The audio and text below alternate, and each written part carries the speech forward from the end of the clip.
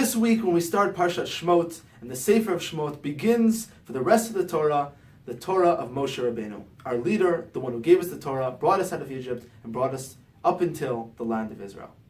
Now, the leadership of Moshe actually starts in a very strange way. We all know that when he comes, sees the burning bush, Hashem speaks to him and tells him, "Go, I have a mission for you. I have a purpose for you. You have to go and save the Jewish people from Egypt."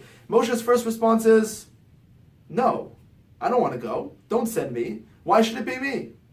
Now, that's not necessarily the expectation that you would have for somebody who would eventually become the number one manhig, Moshe Rabbeinu, our rabbi, our leader, Moshe Rabbeinu. Why would it start off in such a strange way? Why did Moshe see himself as unfit to be the leader of Am Yisrael? And then, if you think about it, he ended up being quite wrong because he did an incredible job. What was it about the request that Hashem made to Moshe that set him off back?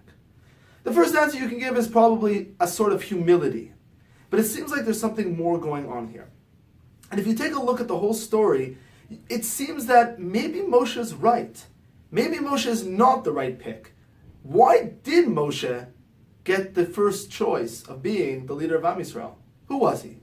So if you take a look, he grew up outside of the Jewish people as a prince in Egypt. He then afterwards, he spent a little bit of time fighting for the Jews, or in one or two cases within Egypt, but then he was sent off, sent away, he ran away, and he was in Midian for many, many years. According to the Midrash, he was probably there for around 50 years. Now all of a sudden, this Midianite/Egyptian individual gets told by God through the burning bush that he's the one who's supposed to go and lead the Jewish people. If I was Moshe, I would look at Hashem and say, "Listen, I'm not the right guy.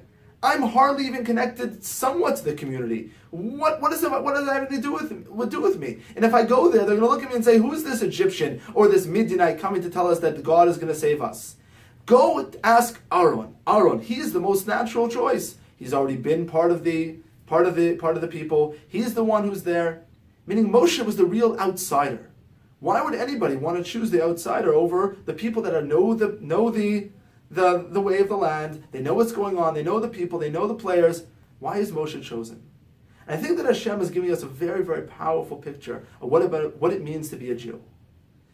Moshe Rabbeinu represented to the Jews in the vision that Hashem had as the proof that no matter who you are, no matter where you are, no matter what you've done, you are still part of the Jewish people. And if you think about it, the Jews at that time, they didn't necessarily have such a strong, rich Jewish culture, Jewish life. They were slaves in Egypt for 80 years.